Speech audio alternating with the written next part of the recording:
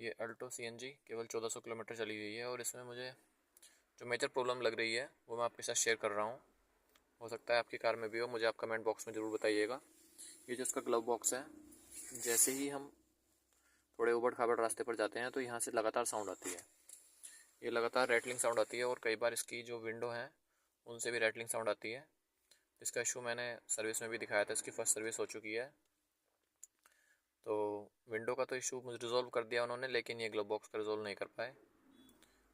अगर आपकी गाड़ी के साथ भी ऐसी ही प्रॉब्लम है, जो कि नहीं होनी चाहिए क्योंकि केवल ब्रांड न्यू है और बस 1 महीना ही इसे हुआ है, तो प्लीज़ आप कमेंट बॉक्स में शेयर करके मुझे ज़रूर बताइए।